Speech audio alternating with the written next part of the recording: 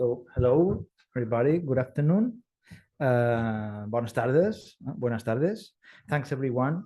We are few for participating in this seminar, both people who are in this room and those who are connected online. Una nota técnica, la traducción con subtítulos es de inglés a castellano, so veréis la traducción automática del inglés al castellano funciona bastante bien. Pero si después en el debate alguien no sabe inglés y quiere que le traduzcamos la pregunta a los ponentes sin ningún problema, ¿vale? Lo interesante sería tener una discusión luego. So I'm happy to introduce two dear colleagues, both of them lecturers at the University of Malta. Carmel Borg is the head of the Arts, Open Communities and Adult Education Department, and was recently awarded by the Republic of Malta just because of his contribution to the educational sector. He's the editor of the Malta Review of Education Research and the Education Research Monographies.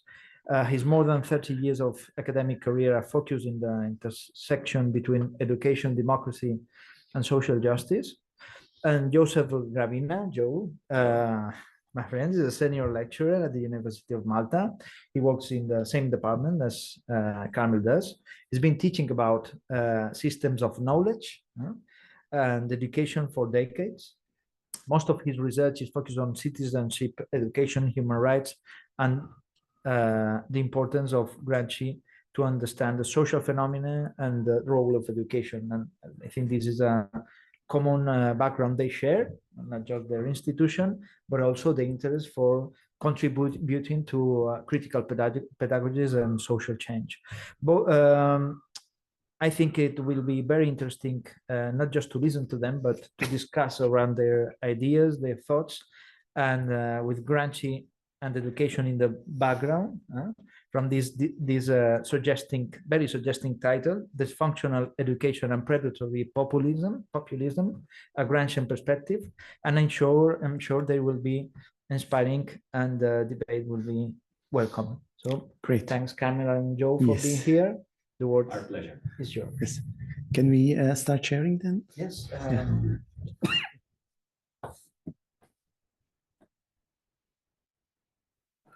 Okay, so first of all, thank you, David, for inviting us over and giving so much time to us to make our stay very comfortable, but also to engage critically with the world. So this is the title of our presentation today, Dysfunctional Education and Predatory Populism, the intersection, the conversation between the two, but also from a very particular perspective, the Gramscian perspective, Antonio Gramsci's perspective. What is our claim for Gramsci? Joe started in the 80s, studying Gramsci, so long-term, researcher, with a Gramscian perspective. I did my PhD on hegemony, Catholic hegemony in my country with a Gramscian perspective back in the 90s. In the same decade, we published this book, Gramsci and Education, edited by myself, Peter Mayo from the same university, and the late Joe Buttigieg. So we've been working on this subject, plus, of course, we've been involved together at least 60 years of service to education. We are also, both of us, very much active in the public sphere. So it's not just academic in an office, academic in the lecture hall, but very, very present in the public sphere. So this is our claim, to come here and basically engage with you on these two important topics from a Gramscian perspective. Now, of course, we will only be here for an hour and a half. And as you know, Gramsci is very, very complex. And this is a chance encounter on the train, I believe, Joe, with Antonio Gramsci. And this is what, this person said, Gramsci, Antonio? Yes, Antonio, I replied.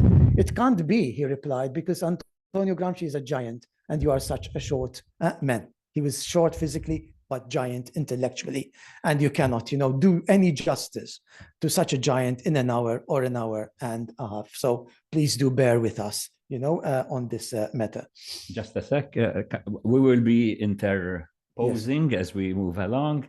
he was already a myth in his own days. When he was alive, he was already so well known, but as a name, because of course there wasn't the digital media at the time, and they expected a giant, a man with such, but he was very short, extremely short. So when they saw him, they said, "You can't be Gramsci." Yeah. Okay. We're going to start with a few biographical notes, which are very relevant to our discussion today. As you know, Gramsci was born in Ales. What's important about Ales? It's in Sardinia. It's an island. So here we are, 3 islands coming together. A very important note, as you know, geographically, islands are some of the most exploited geographies in the world as far as capitalism is concerned. And therefore, for us 3 islanders, Sardinia, Balearic, and of course, Malta, Gramsci is a very important intellectual from this point of view, exploitation of workers. So geographically, some of the most exploited, geographies. Secondly, as far as islands are concerned, we have one of the highest early school leaving rates in the world. If you analyze, islands, especially where, tourism is the main, economy of the island, you would see, early school leaving as dominating the educational scene. And when you analyze the profile of who is leaving early from school, it is predominantly working class kids. So Gramsci, again, in analyzing what is happening economically, okay, within islands is of direct relevance. Gramsci also gives us islanders perhaps an alternative vision to the dominant view of education.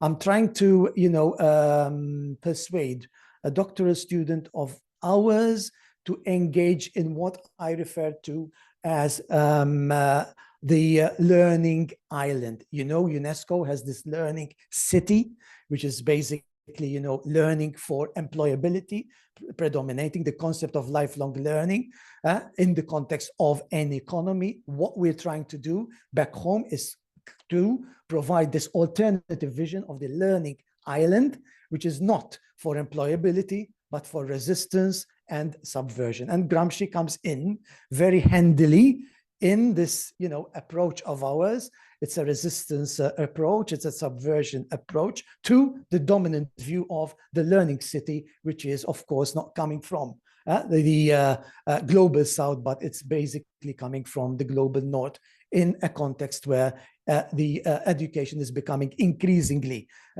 closer to employability. The second point is very important. In his letters, especially, and also in the prison notebooks, Gramsci speaks about his history, biography in education as a child. And he describes his, of course, history as a child, with a few exceptions, as being predominantly mediocre in nature. Now, this has been my struggle for the past 30 years. When you have a mediocre education system, it automatically shortchanges the working class children who are heavily dependent on the education system. So there's very little, cultural capital, economic capital, social capital to rely on outside the school. So the school is one important site where, of course, working class children can equip themselves not only for the future, but also for the present in terms of cultural, social, and economic capital. So when you have a mediocre, education system, of course, almost infallibly, it's the working class kid who is short-changed. So this is a very important note, which, of course, Gramsci kept in mind when he was reflecting on education at a later stage. The education system as a reproducer, okay, of the social gap, of the cultural gap, of the economic gap. So the school as a reproducer of the status quo in terms of social, economic, and cultural gap. So the intersection, therefore, the link between mediocre education, and of course the social gap.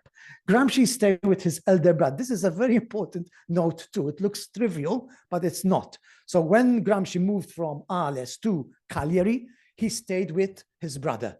And his brother was a syndicalist, a trade unionist. So very early, in his life, Gramsci was introduced to syndicalism.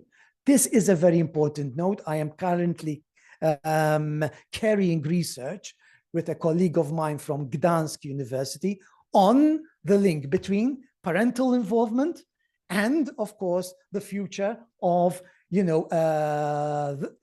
children and youth as far as activism is concerned. And we already have enough qualitative data to show that activist parents will almost infallibly, nurture activist children and activist youth. So there is a connection between, family background as far as activism is concerned, as far as consciousness building is concerned, and the development of the conscious mind at a later stage, starting from childhood, but also into youth and adulthood. So this is a very important note, and there is current research going on in different parts of Europe on this intersection between parental presence, in the public sphere, and eventual child, youth, and adult presence in the public sphere. So this is a very important note. Let me give you just 1 minute so that you can, if you can, I don't know if you can move just a bit back, because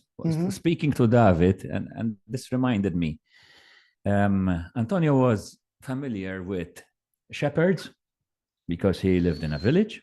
So he knew shepherds, and he knew people who worked for the public service, like people employed in providing what the king provided to the people. So he wasn't very much familiar with the economic sphere. But once, and he writes down himself, he went to Santo Lussurgiu. And there, for the first time, he saw a mine. And he saw the workers. And he had never seen that kind of people. So, and I think David was telling us about this island's previous, and this was so important for him that he remembered, and he wrote it down as an important factor, where he now saw a widening vision of the economy and different workers. Yes. So what was Joe talking about? He was talking about the transformative potential of schools. So it's never too early to engage transformatively with children. This was a simple outing that left, a lasting mark on Gramsci, the child, the youth.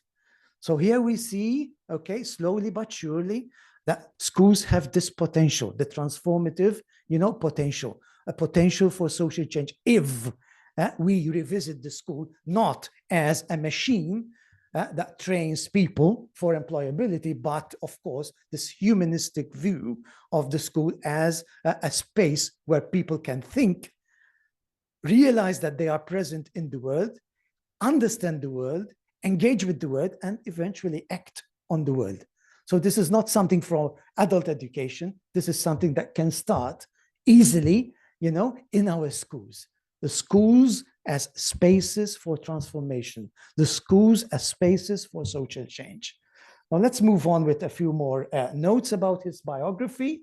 1911, he won a scholarship to Turin. And there you go. He's moving to an industrial space. Turin was growing as an industrial giant, Fiat, Lancia, etc. It was a space where there was a lot of industrial turmoil starting, trade unionism flourishing at that time. So this was the space where, of course, Gramsci grew, not only chronologically, but also grew in stature in terms of his political prowess. Gramsci frequented socialist circles as well as associated with Sardinian immigrants on the Italian mainland. So the first, touch with miners in Santo Lussurgiu now grew. And of course, he could see his fellow Sardinians operating and being exploited in the north. So here we are, he came to terms with the north-south divide firsthand in this space. Gramsci joined the Italian Socialist Party in late 1913. And of course, Now we can see as we go along, Gramsci as a formidable writer, activist, and leader. This is what Gramsci offers to us, his coherence. Okay, so he was a great intellectual, but he was not the intellectual who would only speak in limited circles with fellow intellectuals. Very early in his life, he realized that a worthy intellectual is one who is constantly in contact with the people. He's constantly in contact with fellow workers, not only at the intellectual plane, as we see, okay, very much involved in different, newspaper initiatives, but also as an organizer. So Gramsci the writer, Gramsci the intellectual, but also Gramsci very much present in the intellectual sphere. And that is Gramsci and his image of the real intellectual, the intellectual who is not just dishing out ideas and theories, but of course, the intellectual who's very much present in the public sphere and doing things. So the doing part, the action part, is an intellectual activity in its sense, because of course, Gramsci and others are reflecting on their action. So what Gramsci is doing right now is bringing back theory and action together. At a later stage, we talk about praxis, the welding of, intellectual, interaction with action. But here we see Gramsci in action. So not just Gramsci writing, but Gramsci acting, Gramsci engaging, Gramsci in direct dialogue with workers. Okay, so here we are. Okay, the Workers' Council. Perhaps Joe would say something about the Workers' Council here. Yes, basically, he was very much directly involved, even going to factories. And not only going to factories, but as he said, he used the pen to dish out what workers should do, how they could organize themselves and so on. And they were a very small group. But the writings were meant to give the workers what Gramsci, who was also studying at the university part-time almost at this point, because he was living this kind of thing. And these were the 2 years when the workers took over a good number of factories in the north. They actually were running the factories themselves. In Italian, it's called the Biennio Rosso. And some of them were shot. Some of them were punished. I mean, they suffered a lot. At the same time, with the idea of Gramsci was, and from this he got to know later, because he will develop, this will fail, obviously, the 2 years will fail, and the fascists will exploit this, and the fascists will become, the Benito Mussolini's movement will become the protectors of the factory owners. We bring order back. Property goes back to the owners of property, the factories. But for Gramsci, this defeat was not the end. He worked on it and he said, where did we go wrong? And one of the most basic concepts, which he will keep, was spontaneity. In fact, whenever you talk about spontaneity, in other words, you rise up without too much organization and so on, probably that he considers the worst sin of this movement. It was spontaneous and without direction, although he was not against taking over the factories, but in that fact, you actually will have, you can expect a backlash if you're not properly organized. Of course, it wasn't just a matter of organization. There were trade unions that betrayed the workers who were in the factories. Okay, and Mussolini was very happy with it. So what we're seeing here slowly, and we will get to that point at a later stage, is this idea that in order to act, you need to prepare, okay, the ideological terrain for that action. So spontaneity is not exactly the answer to what is happening around us. First, we have to engage critically, and that's the role of education, as we're going to see very, very soon. But of course, action needs to be informed action.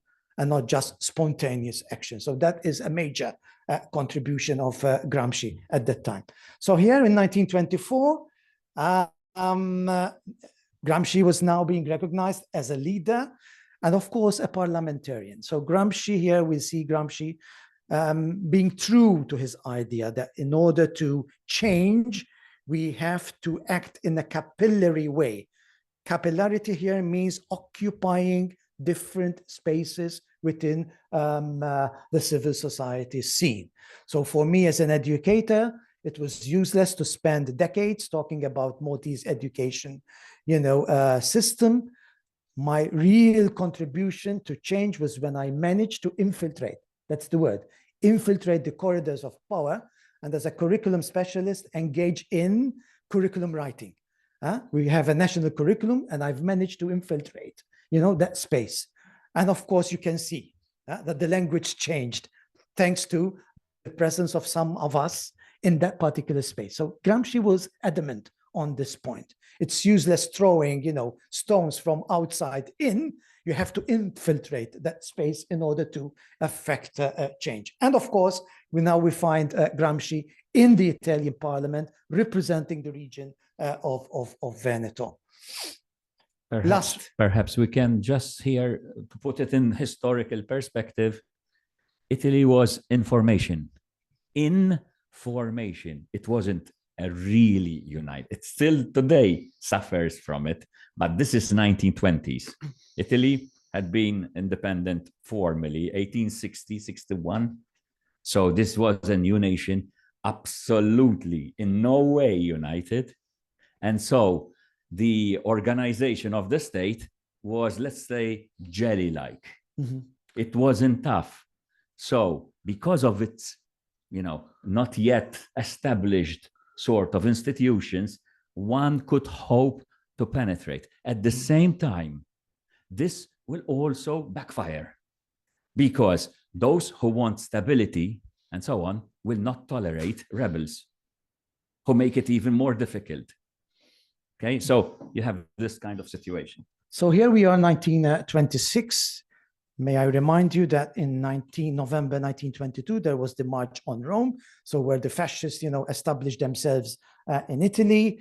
Of course, 1926, 4 years from that situation, the fascists, of course, continue to raise their ugly head. They created a pretext, a supposedly attempt on the life of Mussolini. That, of course, brought in harsher, laws, repressive laws. And in that context, of course, Gramsci was arrested and basically sent to prison for 20 years, first in Rome, then in Ustica. He spent 11 years in prison. His health deteriorated. Fascists said, better, take him out of prison before he dies, and we are blamed for his death. And soon after, on 27th April 1937, at the age of 46, Gramsci left with the world. Now, that's as far as, a short biography is concerned. These are the questions that we're going to try and answer in what remains of this presentation. First question, how can we respond to the much diffused claim that there is no alternative to capitalism? Why is capitalism so normalized? We are touching on the concept, not just the concept, but the lived experience of capitalism. And we try to understand through Gramsci, how is it possible, that such a concept, such a way of life has become the only way of life for many millions around the world. So we're talking about hegemony here. Second question, how has capitalism been legitimized on a global scale and has remained so in times of multiple crises? How is it possible? Multiple crises of capitalism, and yet capitalism moves on. Third question, how did education contribute to the hegemonic status of capitalism? So we depart from the idea that education is neutral, that education is innocent, education is political, education can domesticate, can repress as much as it can liberate. So we try to understand how education contributes to the reproduction of hegemony. Fourth question, how can education engage the world that is and respond with an alternative vision of a word that can be, so the transformative nature of education. And fourth, or rather fifth, this worrying situation wherever I travel in the world, wherever I teach in the world, overdose of fatalism, as if there's nothing we can do. This is something which is very intriguing and very debilitating, this idea, this fatalistic idea, this paralyzing idea of many, that there is nothing, we can do, that there are no spaces of hope. The situation is hopeless. So how can education contribute to reclaiming hope and possibility in so many zones where hope and possibility are distant, things in this world? Why are we asking all these questions? This has been, of course, my stand for the past 30 years. And of course, thousands of students I encountered, I've always asked them this basic question: ethically, morally, ideologically, politically, which side of the river you're on? Okay, so passivity, indifference, this pretentious of neutrality, sitting on the fence is a position. And it's passivity that's contributing to hegemony. So there's no such thing as a neutral educator. So the ethical question is basically this one, okay? The ethical and moral imperative of asking ourselves, which side of the river are we on? So we spent 30 years of our lives talking about Gramsci, analyzing and understanding the word from a Gramscian point of view, because of course we are committed to this moral and ethical imperative of asking not only ourselves, but each other, what exactly our role is, our function is as intellectuals and as educators. Today, Joe. Okay, now my style is different from Carmel, so you have to relax a bit because I take things a bit slower, at a slower pace. But Carmel assisted me by putting that very familiar figure there so that you will concentrate on him and not on me. Okay, so what is the situation? Like, kind of, all those questions are not academic questions. They are meant to be relevant. In other words, to be relevant, they have to have some effect in our practice, in our life, in the way we, of course, the way we think, the way we act, the way we behave, and so on. So those are not just academic things to get rid of in terms of writing papers and so on. Let's see now. In one of his very famous quotes, Gramsci, and this is used by many people, even those who are not Gramscians and so on, let's go through it together. The crisis consists precisely, so we are assuming there's a crisis, right? And Carmel's second question, I believe, was on crisis. We are assuming this. The crisis consists precisely in the fact that the old is dying. Probably, I don't know if you've ever come across this. The old is dying and the new cannot be born. In this interregnum, a great variety of morbid symptoms appear. Now, the concept of crisis today has been studied, the term itself, because today we're going to talk about populism and education. So whenever you use a word, you have to be careful what kind of meaning you are attributing to it. To me, now, this is not Gramsci, to me, crisis is the commonest thing in capitalism. Because crisis doesn't mean a negative thing, as I would say, a crisis in my personal life. If I say I have a crisis in my personal life, I think something bad happened. But in capitalism, it's not. It actually means change to better, usually change to accumulation, to newly, highly, favorable, profitable businesses and so on. So crisis does not necessarily mean, in one sort of jargon, a bad and negative thing. So we have to be careful. However, there he's talking about politics. Now, what happens is this. Some people have interpreted that quote as if somebody's saying, look, before we were bad, like before the Second World War. No, we were bad. Then we were good because we had left-wing governments and so on. And it was pretty good until the 70s. And we were speaking about this before. Then all of a sudden we have this crisis again. So we're bad again. So bad. We had a good interlude and now we're bad. Now, the question is, how are we going to get back to the good, relatively speaking, days? And the whole point is the word alternatives. Carmel was mentioning alternatives. And one of the most famous acronyms today is, probably you've heard about that as well, TINA. There is no alternative. And this became very famous after Margaret Thatcher and Ronald Reagan's rule, let's say democratic rule.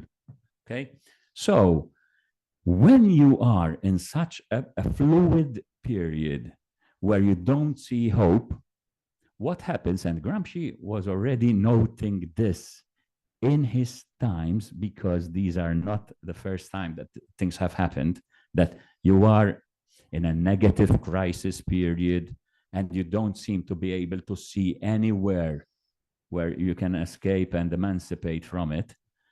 So he says, in those times, you get these very strange, not capitalist exploitation or stuff like that, but very strange figures. And I suppose there are political figures today who would qualify to be sort of, I think you had a visit a few weeks ago by a South American politician who would probably qualify to such a things.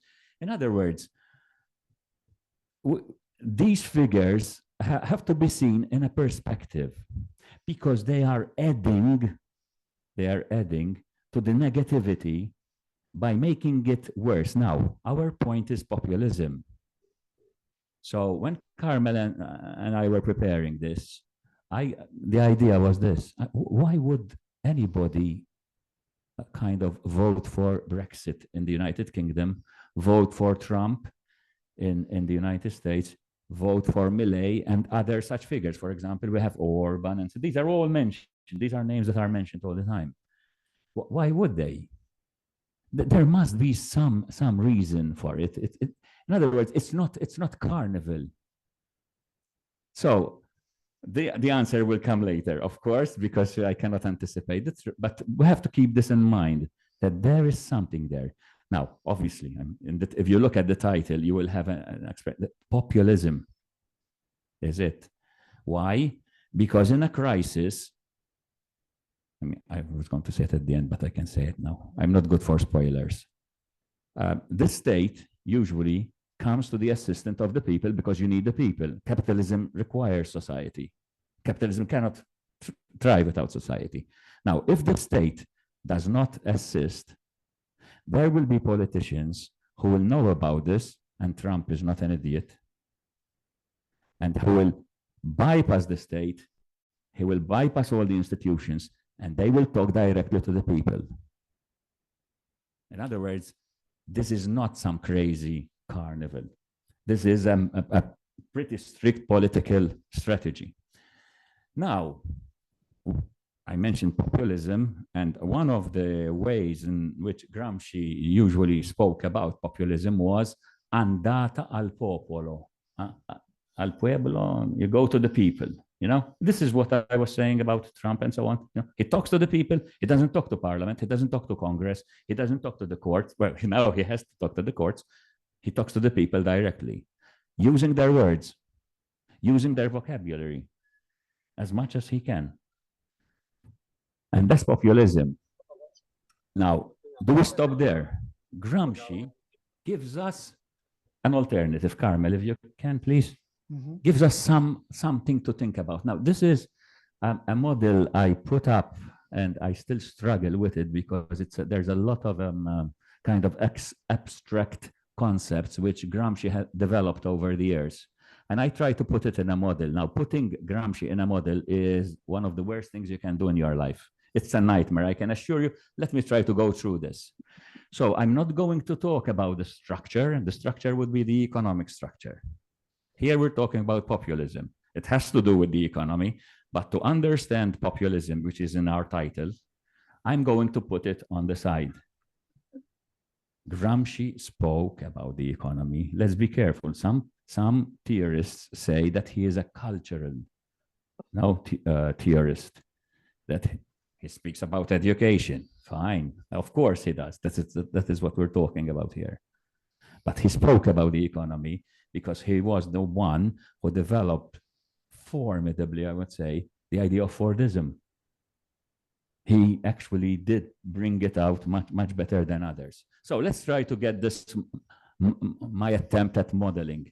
So, the idea of structure and superstructure is very familiar to Marxists. All right, so he did not invent the words, but he elaborated it. So he said, okay, on one side there is populism, because there were already populist parties which he studied. For example, the People's Party, the Popular Parties, and so on. There were, but those had failed. So he said, okay, populism, what alternative, because we're speaking about what alternatives can we offer instead? And he said, the idea will be the one in red, the national popular. But let's start off. So he said, let's, just to understand one another only, because those are associated much more than they are separate. But to understand, we have to separate the things. Let's consider politics, and let's consider society. So that would be the political terrain and the civil terrain. Okay. Now, in politics, you will have the formal state. Now, if you study the Constitution in law, they will study the Constitution. You will have the structure of the state there written down for you. And in our part of the world, that is separated into courts, parliament, government, with very strict sort of autonomous powers and so on. With the formal state, however, there is the rest of society, people who are not involved in the state. And today, we tend to call that civil society. Now, civil society, you have to understand, was not always there. It's a bourgeois creation. The idea that there is a space in our life where we can express ourselves, we can share ideas, we have the newspapers and the media discussing and so on. That's very bourgeois. Before the bourgeoisie, there was the aristocracy and there was no civil society. So Gramsci said, okay, we have a formal state, in his mind, Italy in formation, as I said before, and we have Italian society or societies. Now, Italian societies had adopted this idea that you can share, this idea of civil society. And the idea of Gramsci was, we will not blame the bourgeois for creating civil society. What we have to do is, we have to exploit it as much as we can. So the idea was, we use the tools offered, the open or the potentially open civil society to it. But Gramsci did not believe in civil society as an independent thing. In fact, he said, the whole point of my political life, his and the Communist Party of Italy, was the ideal, if you like.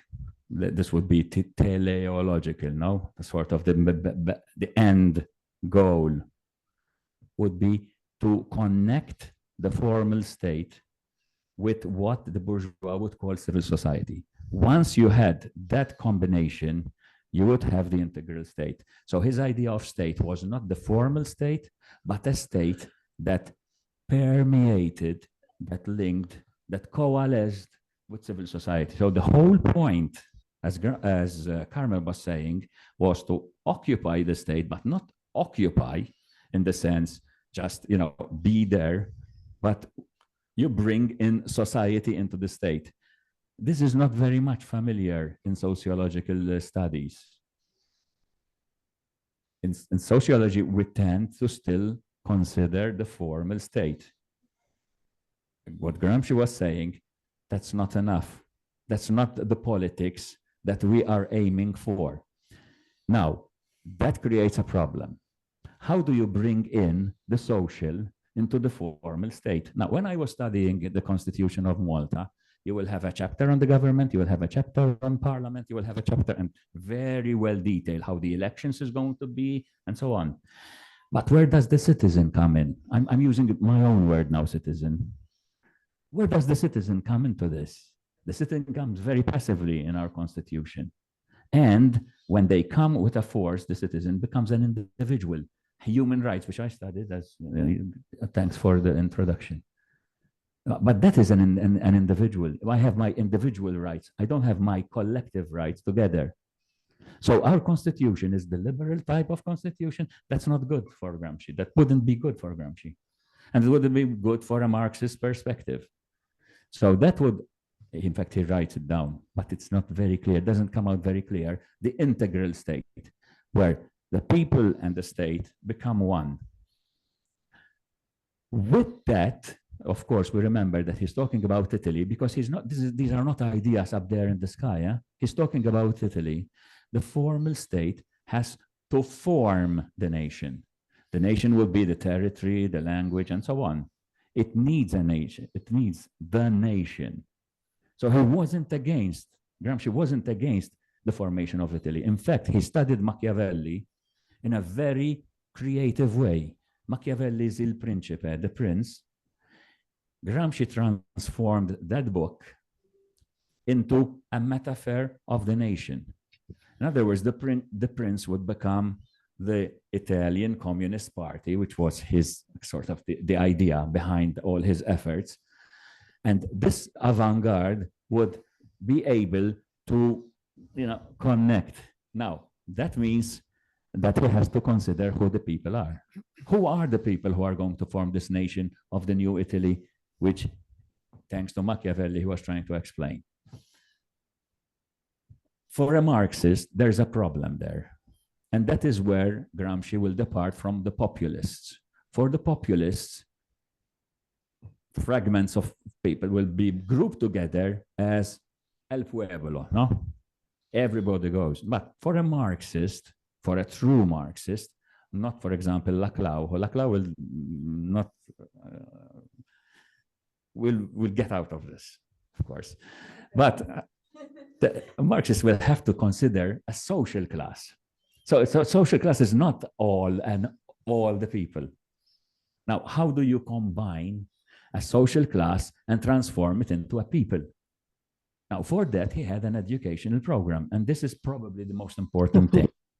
He said, first you start from the economy, you join the people in the economy, probably that's where the unions would have their gun. Then these class, that's the people who are at the workplace and so on, these will join with other sort of workers. So you'll have a kind of confederations, and they will notice that they are not all the people. Now, for them to grow, they will need an educational program formation where they can get allies from other, even potentially adversaries. How do you make that? That was his whole point. The ultimate goal would be to have a nation and to have the people together. Not, be careful in Italian, because it's very important. It's nazionale popolare. They are two words, not a combination of one word. The fascists and others will use it, will take it up, of course, like they will take up the new order, l'ordine nuovo, the name of his done. They will take it up and they will remove the nation and they will say nazional popolare, which turns two nouns into an adjective and a noun. And it is totally different because the emphasis is on the people only, and that's populism. Yep. Okay, are you okay with now, that? how do you go about? So I don't have to go because I have already referred to this. Philosophy of practice, just one point. Philosophy of praxis, or sometimes as he used to, I think, sort of, not joke, because these are not laughable matters, but the praxis of philosophy, he would say, no, to those who taught philosophy. And they were cut off from the people, as Carmel effectively says, so I don't need to go into that anymore. But the philosophy of praxis was how to transform an idea, which is the idea of Marxism, which one could find in the Communist Manifesto, for example, or so on, And he spent a lot of time criticizing others who were teaching Marxism at the time, even if they started with Marxism and then left. And he said, well, one important thing which these people were forgetting is that all the theory that you provide, all the theory that you develop, cannot be cut off from practice. As Carmel, and I don't think I need to go into this much more than now.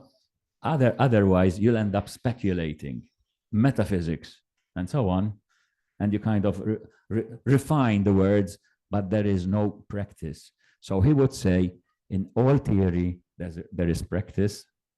In class, for example, I will tell them, I mean, when I'm thinking about what I'm going to do in the lesson, I'm just thinking, but I'm thinking, and my thinking should hopefully affect my lesson. So it's very practical. And when I practice, if the cleaner is cleaning the floor, would say that's manual work. Of course not. There are good cleaners, there are bad cleaners. So please, we need to connect them together in a way that will affect the situation. I think I have to hurry a bit up, otherwise I'll keep you here till midnight. So the question here, and this is question one, which I'm trying to answer directly now, as far as the subject is concerned, is the question, what is Gramsci's understanding of the role of education, in society? A few myths about education. If you ask the average person here regarding education, most probably he, she, or they would immediately go for school as, the only formal way of educating the people. Of course, Gramsci went beyond the school. He focused on the school, and we have a whole chapter here dedicated to Gramsci's conception of the common school, i.e. compulsory education, but Gramsci goes beyond schooling and beyond education as understood by the average person. Secondly, regarding, education as an important tool, as an important political tool. As we're going to see, we understand how complex it is, how change, and not just change, transformation is so complex to achieve when we start understanding what exactly Gramsci meant by the institutions of civil society. When back in the 90s, I tried to understand how is it possible for the Catholic Church to reproduce its power over, a number of centuries, despite changes, in the economy. I had to, look into multiple spaces. So the school, the family, the media, the union, the associations, the parishes, so many spaces where the church has occupied for many centuries. So there was no need for any violence for the church to reproduce its power. There were no Kalashnikovs or tanks involved in reproduction of power. It was a question of the church occupying so many spaces of civil society. So the church was present in football clubs. The church was very present in leisure clubs. The church was present in the media. So basically, whoever was teaching when I did my research back in the 90s was not only seeing himself or herself as a person, as a private person, but was seeing himself, herself, or themselves primarily as Catholic person. So they were basically the organic intellectuals of the church. So basically, reproduction through consent is a very important concept, which is essentially Gramscian in nature.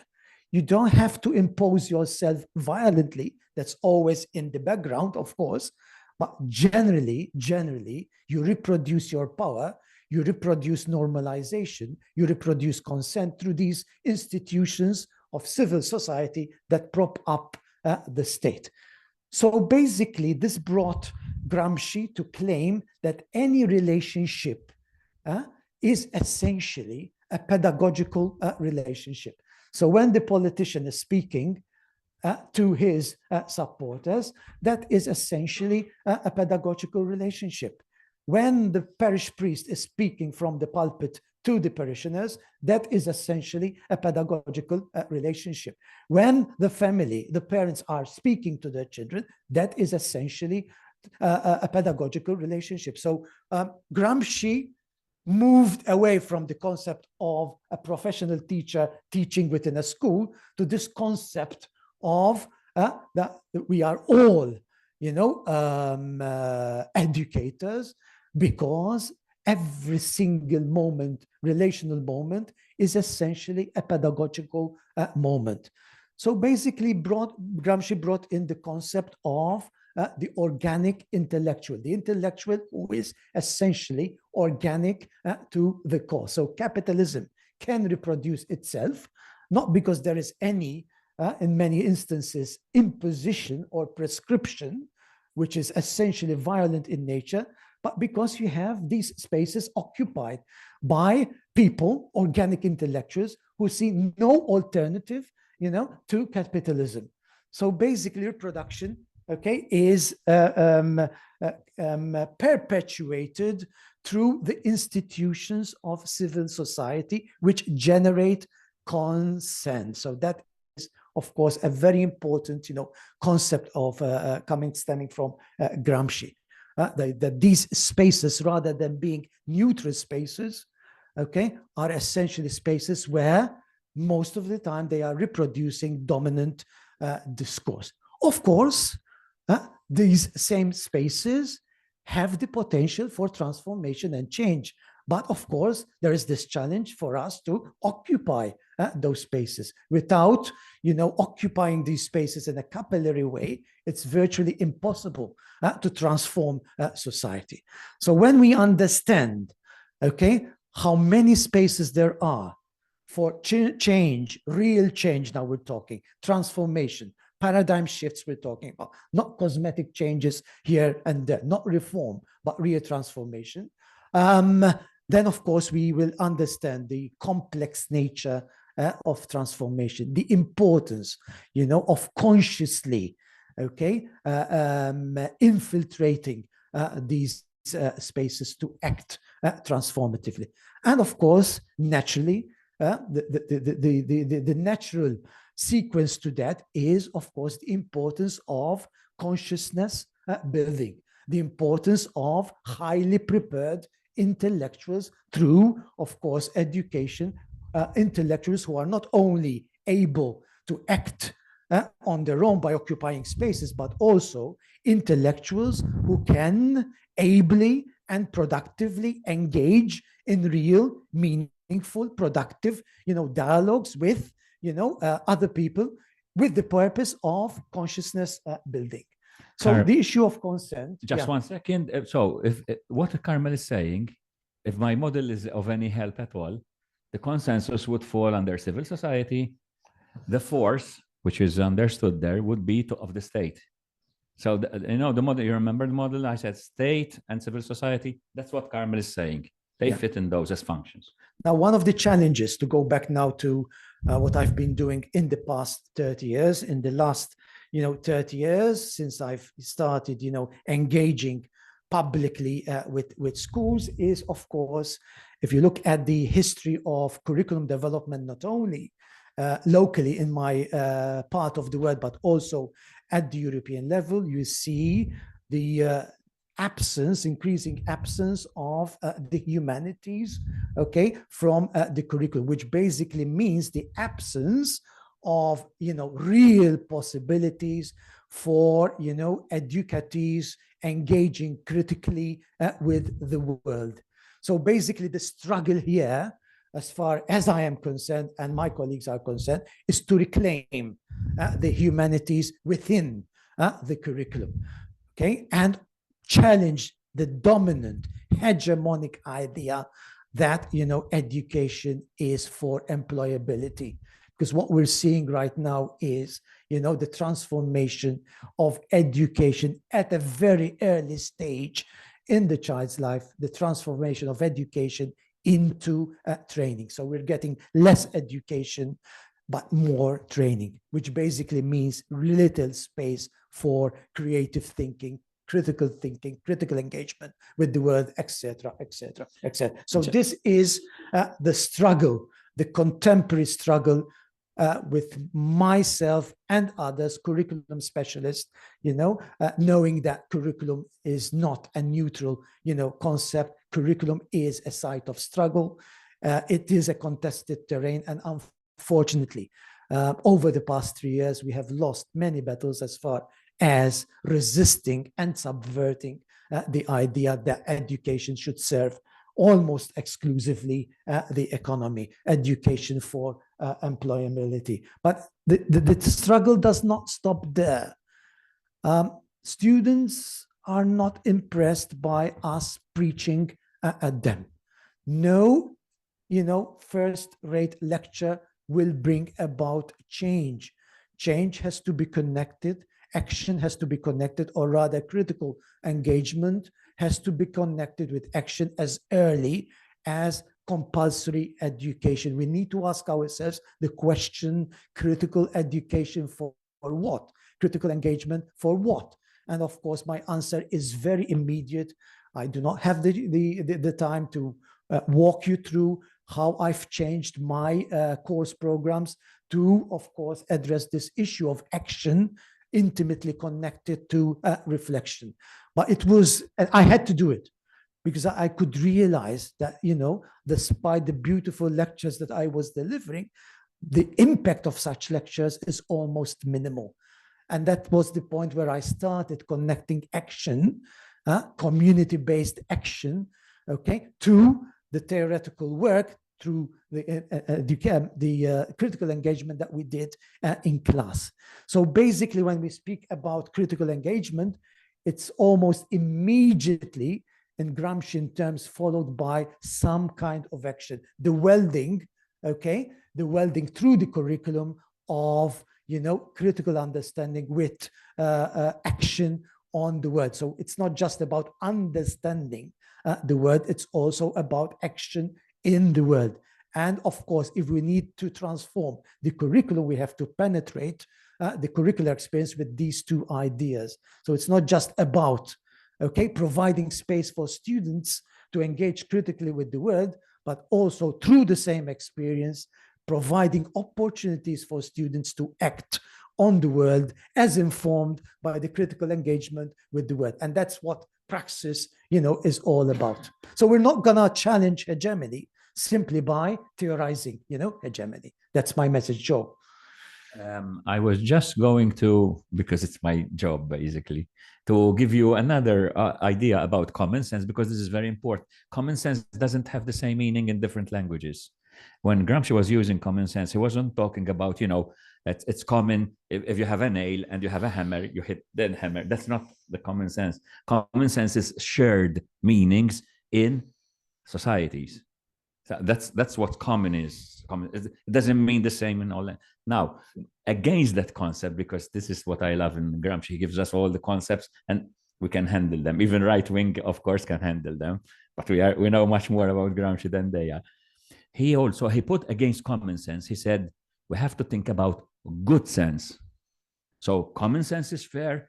He always respected folklore, unlike Croce, who was a patronizing figure. Benedetto Croce was very patronizing on them. The intellectual who looks down on the folklore and brings out the beauty of the past and so on. And so on. He said, yes, but common sense has to be transformed. It's already a transformation of the past. Common sense is a transformation of what came before, dredges of different cultures and civilization that trickle down among the people. Now we have to transform that into good sense. That's my idea. Yeah. So the second question, which is very relevant, and I think Gramsci was prophetic in this sense, prophetic in the context of what is happening to education globally and not just, in our country, is what was Gramsci's critique of the school? So Gramsci was responding here to a gentile reform, a reform in education, moving from an essentially humanist approach to education into a more technical approach to education. So basically, this is what Gramsci was saying back, in time, which is basically what we are saying today as far as our critique of education or the curriculum is concerned. The tendency today is to abolish every type of schooling that is disinterested, not serving immediate interest or formative. So basically, here we have a Gramscian analysis of the school, which goes back to my first point or second point in our presentation, the mediocre school, the school which is essentially technical, the school which is essentially, essentially technical in nature, instrumental in nature, okay, credentialist in nature. The school which is not interested mainly in the humanities. We have a situation now where, history is basically a very marginal subject, in our curriculum. Geography is a marginal subject in the curriculum, etc., etc. Why? Because, of course, this space is being taken over by what the curriculum officers in the education system believe that is powerful knowledge, technology, innovation, ICT, IT, AI now, etc., etc., etc. So basically, his vision of the school was essentially formative in nature. Why? Because, of course, school for him was the beginning of a process of the formation of the intellectuals who were capable to go out there and engage critically with the world, but also lead, situations intellectually, not just intellectually, but also as organizers. So what was Gramsci's vision for the school after, of course, he spent, time engaging critically with Gentile's reform? So basically, the common school should privilege formative rather than vocational technical education on grounds that are familiar today. And far from denigrating I need to read this, denigrating technical education, Gramsci calls for a balance so that those at the top levels of political leadership would possess familiarity with problems of production. So Gramsci did not denigrate the technical dimension of education. You cannot understand production without some knowledge of the technical. But of course, Gramsci was advocating for a balance between the technical and the formative. Why? Because, of course, he saw that these two elements can come together. Okay. Joe? It takes discipline. Yes. This is controversial now. This is a bit tough. Of course, in building, let's make it clear, building a communist society, it's not going to take just poetry. Okay, so, and especially if you're working on the working class, these do not have the home background. We know this from Bourdieu. If you ever read Bourdieu, you know about it. The social capital, the economic, and so we know about that. So, so what Gramsci had in mind was a very strong discipline, especially when they are young, which goes very much against what people like Montessori would now let today. For example, in what we have the emergent curriculum, all centered on the child and the child's flourishing and so on. He said, a working class you won't get that. You won't get it. So what you need is discipline, which is, by the way, very autobiographic. Gramsci really punished himself. And we saw this in, I didn't see it, but it becomes evident from his letters how much he was suffering. But he always had this determination of self-discipline. If you want to educate yourself, it's not going to be fun at all. All right. So basically, he also, for example, promoted Latin and Greek. Now, we have to be careful here because Carmel, we have to put it in a context. The education, let's say, curriculum that was dominant in Gramsci's time was the old 1861. It was of the Piedmontese. The Piedmontese happened to become the kings of Italy, of a united Italy, and they took their educational program and sort of made it the national program. And it was pretty humanistic. So there wasn't any problem with that. Gentile came along. Gentile was the minister of the Mussolini government. And as Carmel was saying, he introduced different paths separating students. And basically what Gramsci was saying, what's going to happen is working class will be going to a vocational subject, and the kids of the bourgeoisie, the middle class, and so on, who have some favorable privileged households, they will go into the other. That's not good, he said. And not only that, because we are familiar with that, he said Latin and Greek should be, and Gentile removed Latin and Greek from the curriculum. They were there before. Now, to us, this would seem like some kind of a conservative, no traditional. I mean, why keep Latin? We consider the mid-60s when we removed Latin from Mass. No, that's a sort of a progressive movement. So as Gramsci, he said, this is part of the discipline. These are languages that have a lot of common sense in them, and we're not going to waste that. So you see, this is the guy who negotiates with the enemy, takes from the enemy what is good. From the enemy, I mean the adversary, the other side of the argument, and so on. So this could come as a surprise to most of us. We know that, pedagogies have changed, curricula have changed to address the so-called child-centeredness. But for a person like myself, coming from a working class background, I truly understand what Gramsci was of course, trying to cut across here. What comes naturally to the middle class, when perhaps they go home, they see school and home as, natural transitions. That was not the case for me as a working class, kid. So I understood, very early in my life that, hard work will make the difference for me. I did not have any social, capital back home, very little economic capital, very little cultural capital. So I had to overcome at least 3 major roadblocks before I could actually come here and, exchange notes with you. So I know what it means to really work hard, to, of course, engage then as an educator.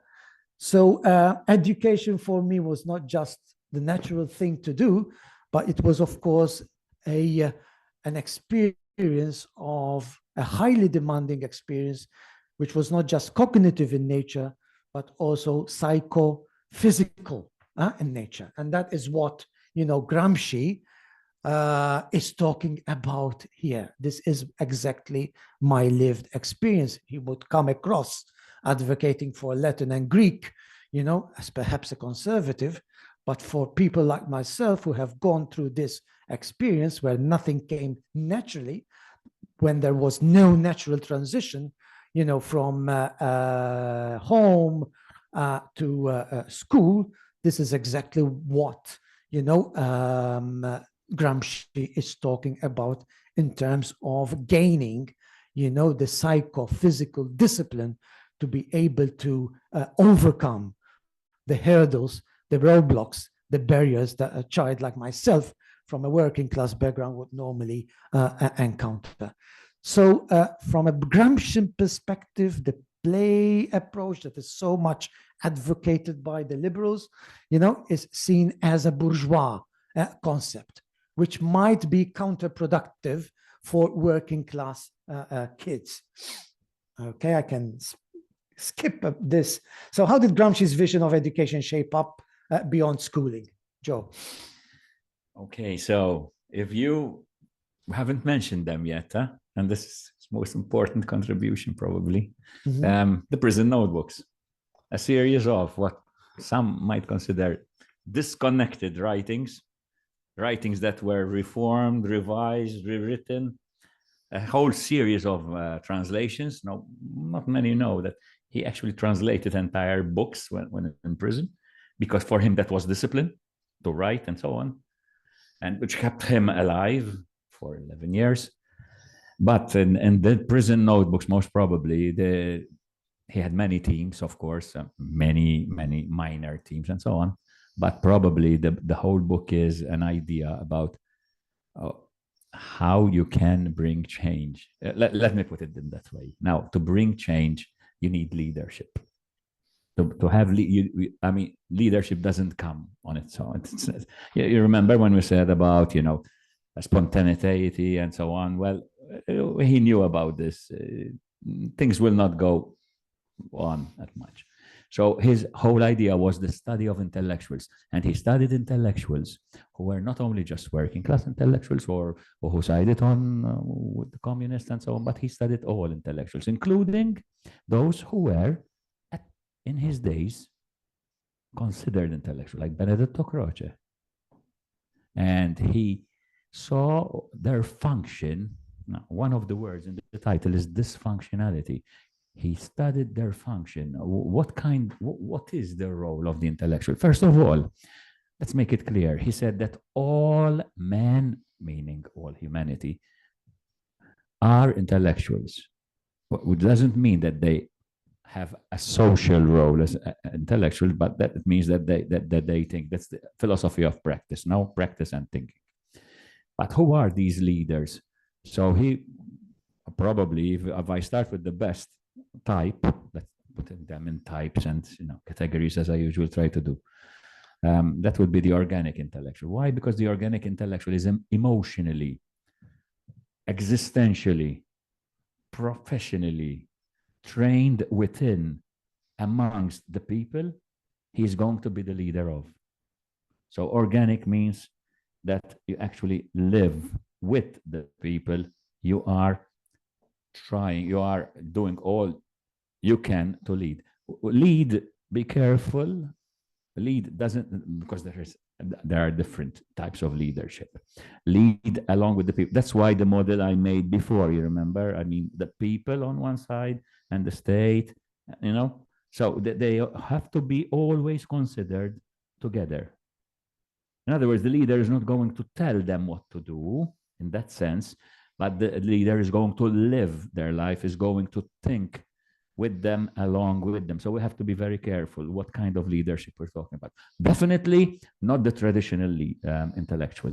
The traditional intellectual is the one who sits down and pontificates and just preaches the good message, all right?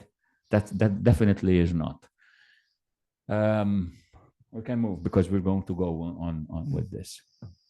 So if you remember about my comments about civil society and so on within bourgeois civil society, what these intellectuals, these are especially the organic intellectuals, but he was also interested in other intellectuals representing other classes, not the working class, who could become allies.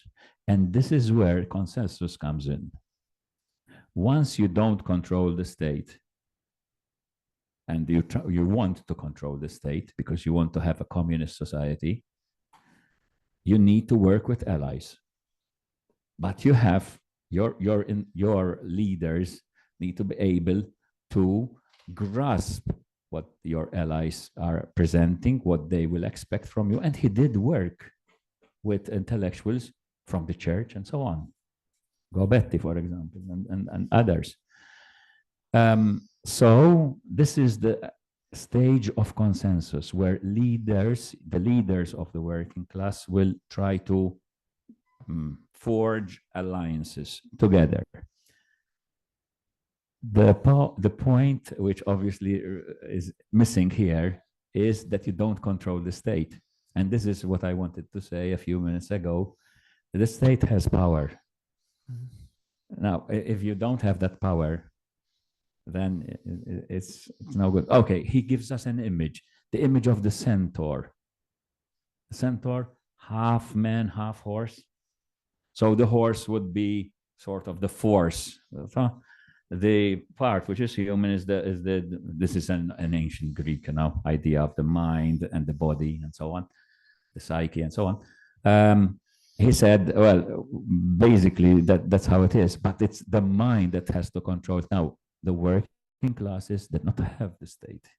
And this is one of the weaknesses in Gramsci's theories, because intellectuals are good, but he never, hardly ever developed the idea of the military aspect. Now, this is very controversial, and I'm not going to go into it, but you can go into the consensus, you can go into the state, but without support from, which is armed support, you're never gonna get the state. And I mean, ultimately, this failed. Of course, we learn from it because you learn from failures and so on, which is what Gramsci did all his life. Yeah. So how does education dysfunctionality now serve hegemonic interests? And this is basically the concluding remark, Joe. Yes. So she said, how are we going to conclude this in our days now? Okay, forget that Gramsci, put him on the side, but using the ideas he gave us. So after, I don't know how many years we've been in education.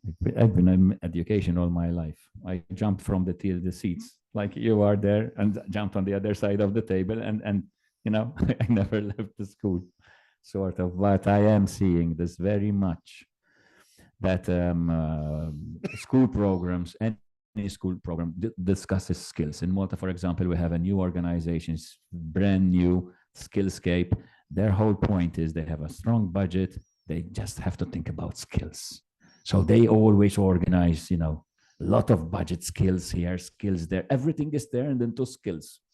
And basically, it's not skills to become critical and so on. No, it's to become employable. You must always be employable. Now, of course, we all have employment. I have employment. So somebody will say, yes, but you're okay because you have employment, right? Yes, but it's one thing to be employed. It's another thing to be just employed. No, kind of. Secondly, we just have last week we had the education strategy. I read it all. It was just most of it was just employment strategy. They could have just removed the word education and put training into it. Mm-hmm. Right? Yeah. Carmel. And finally, my wife works as a career guidance, and we have talks and so on, because they push her. She's right now in Brussels doing work on career guidance.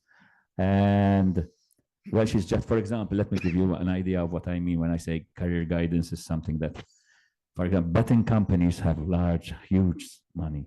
They have huge budgets, and they go to knock on her door and say, put us into your programs. We know we need to go to secondary schools and talk about all the opportunities in the betting. And she says, betting? No way. But how much can you resist such things? And finally, it's all about the interface between the word interface between schooling and the labor market, which is obviously good. You have to talk about work, but you can talk critically about work, because ultimately it doesn't make sense. I'm going to banalize it. I'm going to make it as simple as possible. How can you really train kids when they are 13 for a job that will have to wait, because they have to go to university to get a professional job, which will have to wait another 10 years, when we are telling them, preaching to them, that you don't have a job for life? It doesn't even make logical sense. So what they're doing now is they're taking personal attributes like working in a team, being able to present yourself, rhetorical, the ability dress, and so on, which usually were done by the family. And now they have become part of the curriculum of the interface between schooling and the labor market. So basically, before we move on to the final slide, which focuses on university, just a few reflections to bring the threads together as far as education is concerned. We spoke at length about the importance of critical engagement, the ability to be present in the world very early in our life, the importance of, understanding the world, engaging with the world, etc. For this to happen in the compulsory system, you need space. And the space is not there because it has been taken over by this agenda, skills agenda, competencies agenda, and of course, subjects which lend beautifully, respond beautifully to this agenda. It is also a space which is taken by teachers and curricula which are overloaded. So basically, you go to any typical seminar with teachers, and the first thing they tell you, there is no time for critical engagement. There is no time for critical thinking, etc. It's been taken over by this competency-based agenda. So that is another way of blocking, space for critical engagement. The absence of subjects which have traditionally created enough space for such engagement. Okay, history is one of them. So if you analyze critically what is happening to the curricular experience, despite the fact that there is lip service and rhetoric in favor of the importance of critical thinking, critical engagement for democracy, unfortunately the space is not there for such an engagement. This is not, of course, a fast food approach. It's slow cooking. And there's no time, no space for such, engagement with the world. So the space is not there, okay? Not only physical, but also in terms of vision for education. We have moved definitely now from a formative approach to education into training for employability. So, it's very difficult for any paradigm shift to happen when, of course, the agenda is dominated from a very early stage in our life by the employability agenda, which is not just local, as we know, but also a transnational agenda. Moving from compulsory schooling into the university now, closer to home. We are at university, so why not finish with university? We work at university. Now, I don't know about your university, but in our university, I try to find those things which sort of fit into this agenda. You have to remember that education, if you remember that model I gave, state and civil society, education or schooling, even university, have a foot in the state because they are funded by the state, so the state can withdraw funds, but it has a foot in civil society because it's not a state. I mean, it's funded by this, but it has the autonomy to develop. In Malta, at least, we have the autonomy to develop programs and so on. But when you look around you, you will see, perhaps I can just lead you through the list there. The spread of private universities. These are growing. In Malta, they have been growing a lot. Business funding is increasing in universities. So, in fact, when I went to the university, first thing they told me, go out and get funds, go out and find money. So I said, I'm not a salesman, kind of. No. So I went to the unions. At least the unions are funded by the EU. Then I look at science, and especially the technology part of science. Well, let's call them the STEM, science, technology, engineering, and mathematics.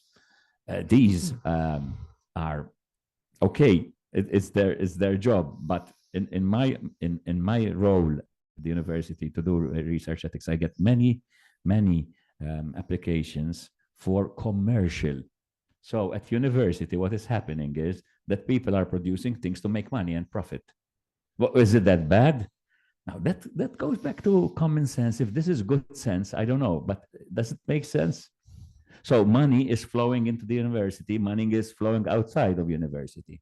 There's the managerial approach in which everything is sort of organized in like an industry. Does it mean that industry is bad and the university is good? No. But it means that when I have to make a new module of learning, I have to write what kind of skills they are going to learn.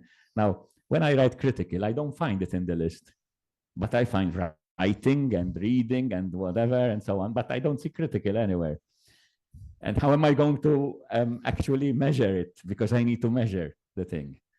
Then there is budgets are channeled, I'm reading with you, to teaching and learning facilities. Okay, so these are what the budgets of the university are being used, not necessarily to pay. I mean, they pay the lecturers and so on, but nowadays the budgets are meant to enhance, embellish learning facilities No, is that bad? No. Student accommodation, medical centers, sport and leisure facilities, top class, state of the art, we call them in Malta, quality accommodation, and the conference trade, you know, these mobile lecture like us here being received and so on.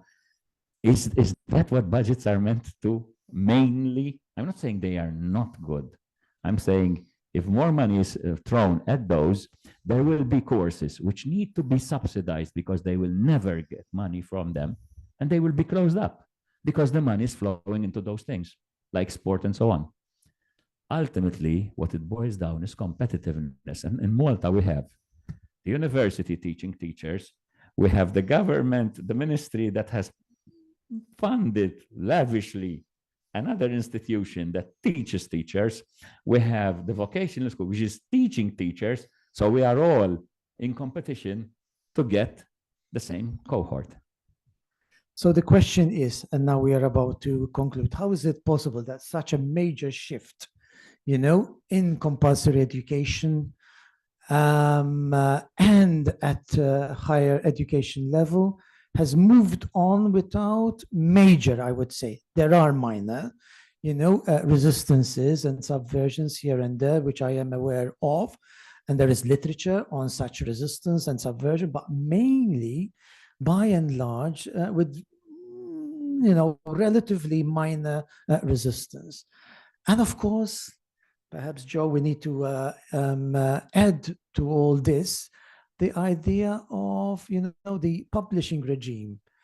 So in many universities, ours is not an exception now. You need a promotion, you need to publish. You need to survive at the university, you need to publish. It's publish or perish mentality, lots of pressure, you know, which of course controls, you know, what the average academic would be doing. It's not just publishing now, it's also publishing in high impact, you know, journals. So it's also now not just publishing, but publishing, you know, has become a really, really competitive, you know, endeavor. And that keeps, you know, the academic, you know, away from this whole issue of engaging critically with the world, engaging critically with the community, seeing himself, herself, or themselves as leaders within the community, because it's a question of survival at the very end of the equation.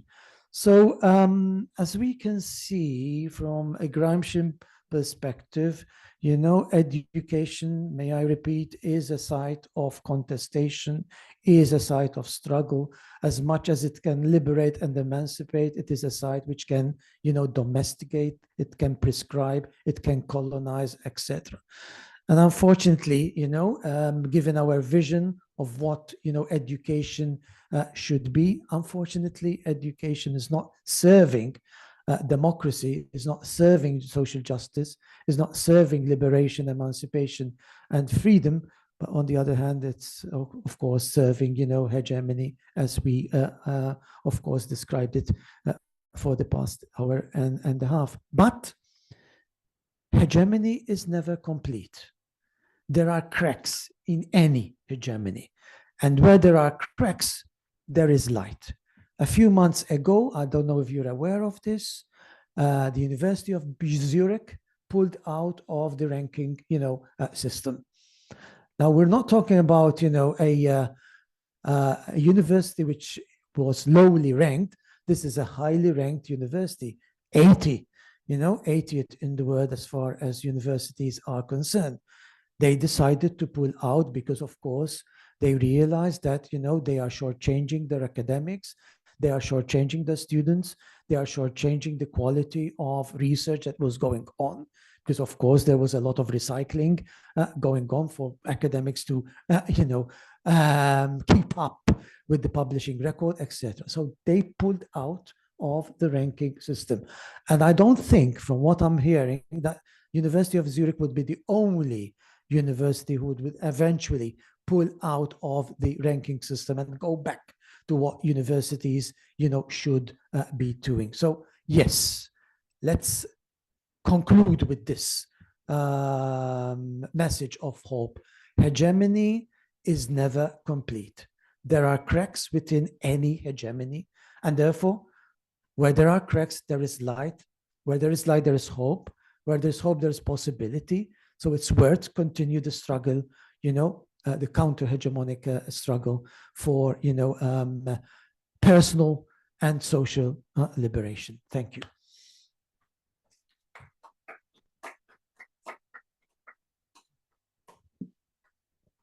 So much, Carmel and Joe. I don't know if it's been inspiring. I have some discussion. Yes. It was inspiring, but I have some discussion. I don't know if any of you, Cecilia, want to say. I was observing that there would maybe be some discussion about civil society. That's one of my points. Maybe you share it. Cecilia? Yes. If you want to get the micro as we are recording.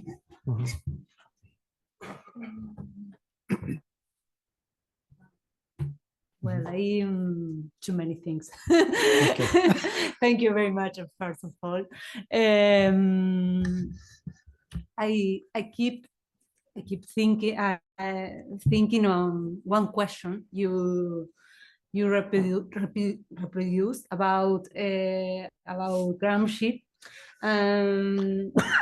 The question was, where did we go wrong? Yes, I'd like you please to explain a bit when he make this question, because I think it is really important to understand what is happening now, because I am from Argentina, and I think we make this question many times especially from December of the last year until now, because at least we I work for many times in school in urban poverty spaces.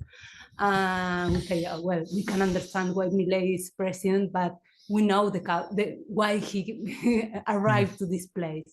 We can accept, but we know that to arrive to this situation, many things were wrong. No?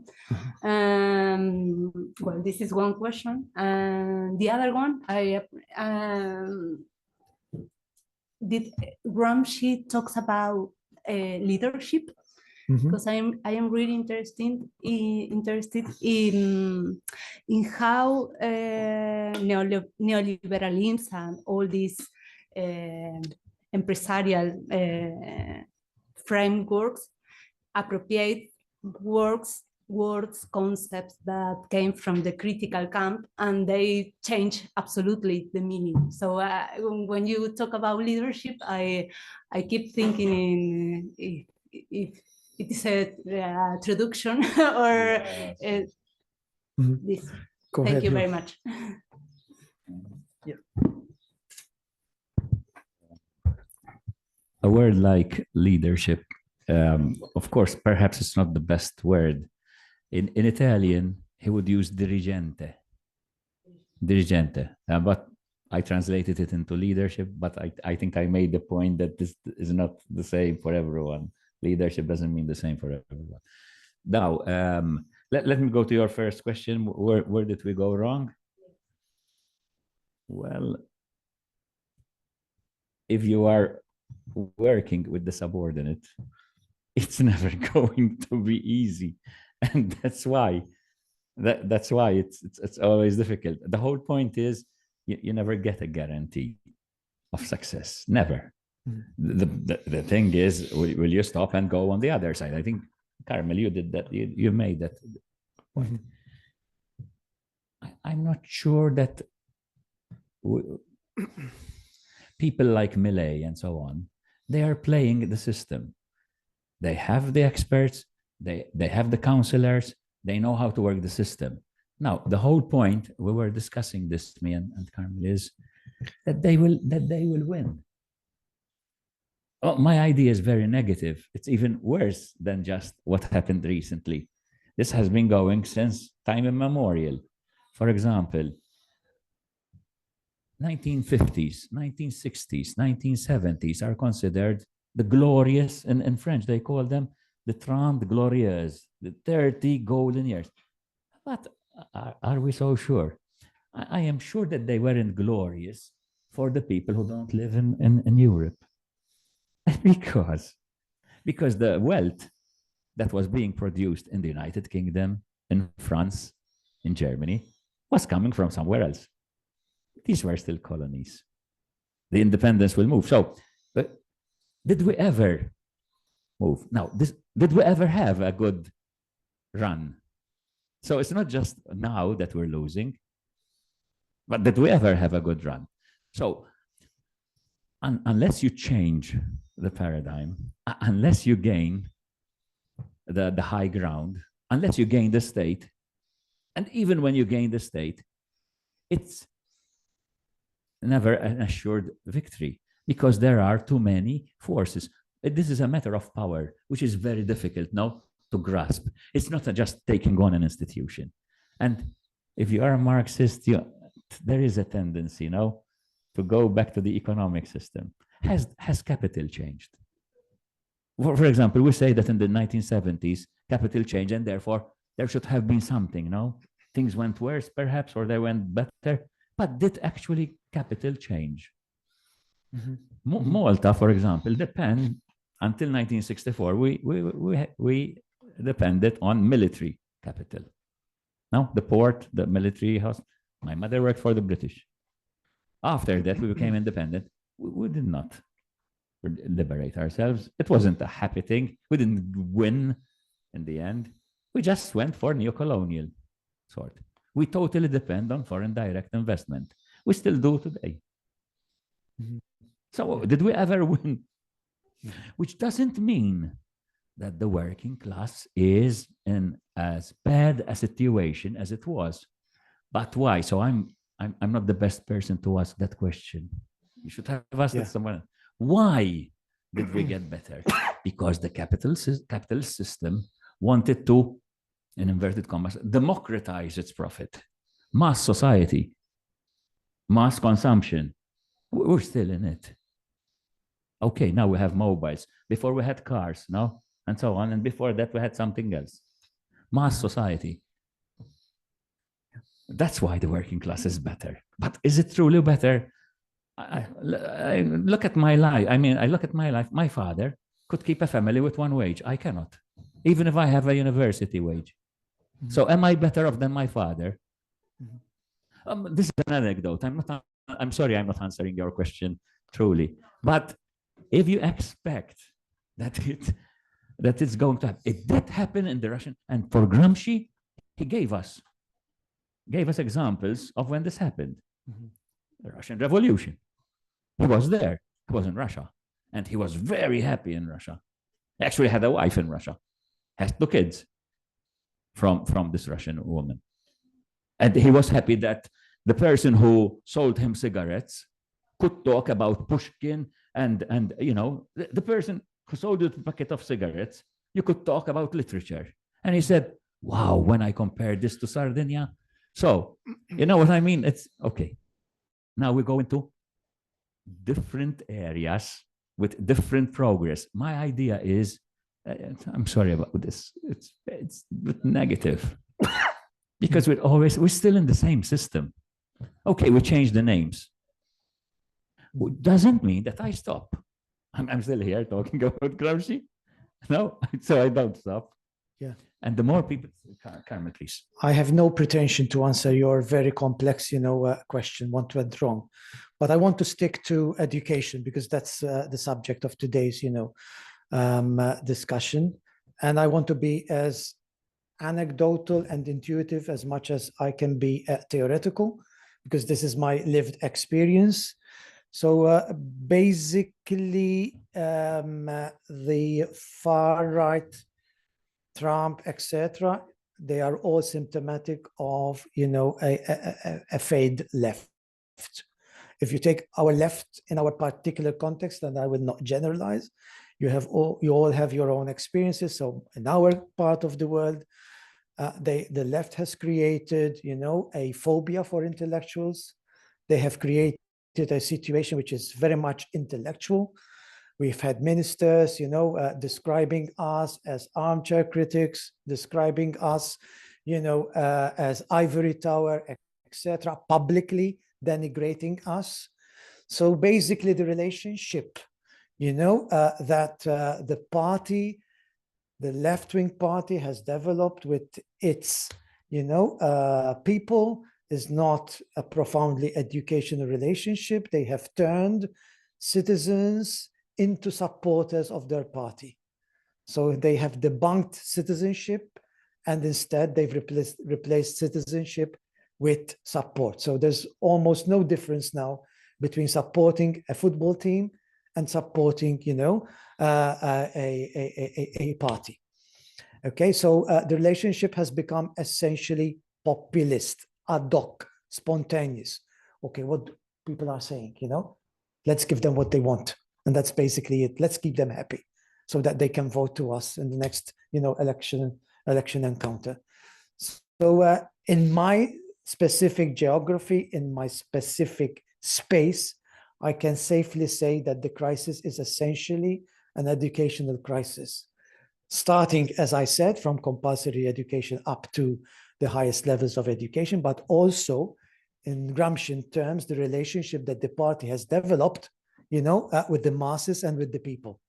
It's no longer a truly educational relationship as we understood it in the past hour and a half, as we described it in the past hour and a half, but it's essentially a populist, relationship. So yes, education has stopped having a function, as we know it, and as we described it here, in terms of, as a real, genuine intermediary between the party, and the masses. Just one thing. No, but in this case, the optimism of the will, says Gramsci. So don't ask the question, what went wrong, but what will I do after I think about what went wrong? Thanks so much. If we were not optimistic of the will, we would not be here today. So here we are. And I just wanted to point out three things. Of course, thanks for your speech. It was inspiring, as I said. I have three things to comment. The first one is I'm in love with this concept. You started your presentation with the learning island. I think we should cooperate and work about it. I'm sure that islands, and especially Mediterranean islands now, are labs for neoliberalism, with mass tourism and investments and financial investment, speculation on housing. We share a lot of common problems, but there's not cooperation to face all of these problems. So it would be interesting, and it's related also with it should be some kind of rethinking about the southern question with Gramsci, because we are more south than north. We are border territories between Africa, the south and the southern Europe, but we are crossed by the international capitals, which are making every day more difficult the lives of the majority of the people. So this is, I think it's a very interesting concept to appropriate and to work on to work on it from education and other fields. The second thing is about competitiveness. At the end of your speech, or when you were concluding, of course, competitiveness now more than in Gramsci's times, more than 1 century ago, is the new common sense, especially crisis after crisis, especially not just after the falling of the Berlin Wall or the Soviet Union, but especially from the Great Recession in 2008 and crisis after crisis. And of course, it uses concepts and which are strongly cultural, hegemonic, of course, and ideological, like entrepreneurship. Entrepreneurship is a very ideological concept, and it's the proof that it's a concept, a mix of the business world and but it's very present in the education. It has a strong presence in education. So here comes the third question: how can we face and build a different hegemony with these strong concepts and reality and practices? No? And here I think here comes my criticism of not your view, but your reference to Gramsci about the civil society. Of course, civil society 100 years ago, it was like, of course, a bourgeois thing, bourgeois stuff. But now, and especially with neoliberalism and that idea of Thatcher, you mentioned there is no alternative. But another important thing is the society does not exist. That's for me the most dangerous thing Thatcher said, because it was her ideological project and social project. So now we are in this stage. Society still exists, but we just have civil society. Of course, civil society is so diverse, and it's difficult. It's very difficult to build alliances. But we need these alliances, and we need to explore a new way of identifying and working with the national popular,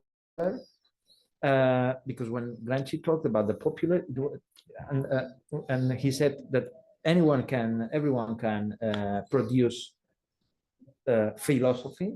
That for me is the essence of the popular. And what we should do is exploring, systematizing, recognizing the knowledge that is created by the social movements. You prefer social movements more than civil society, but I think that now, especially after COVID, because all of the collective associations and NGOs many of them are even at the point to disappear. I think we must establish alliances with anyone. Of course, some of them will be more next to our way of thinking, but we need to work with them and to put on the set on the table that what they are producing is a knowledge that we need to change this logic, this new common sense of competitiveness. So that's like the one thing I wanted to point out about your presentation. Yep. And he answered your question,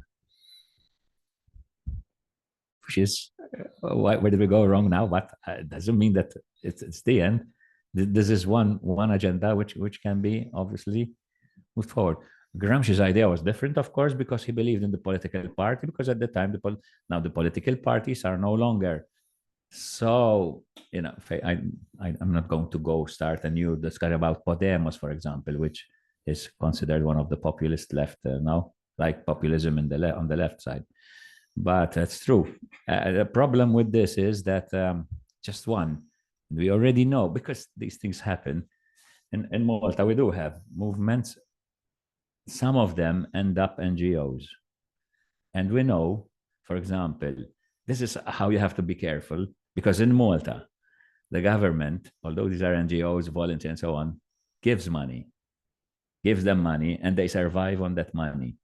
Now, once you give money, once you depend on the money given by the state, that means that most probably you're never going to challenge when one needs to challenge. But that doesn't mean that the movement is wrong. Of course, if you have no formal institutions, you have to create your own. And in fact, Gramsci talks about this topic. Gramsci talks about a lot of things. For example, when there was the factory, when it failed, the factory, the 2 years of factory rebellion, He said, where did we go wrong? He asked that question. And he said, because we didn't have the organization around the factory, like, voluntary assistance, support. And they ended up blocked by the military and by the fascists. Because if there were people, because these were in neighborhoods, these factories, it could have been different. So of course, yes, definitely. Yep. Fine. Yep. Thanks so much again. Thank you all for coming, for participating in this seminar, and also people who have been connected until now. So thanks again, Carmel and Joe, and I hope we can collaborate and give a next step to all of these reflections, and so that they come into action in the future. Thanks so once again, thanks for coming, and thanks for the invitation, David. I think with both of you. Thank you.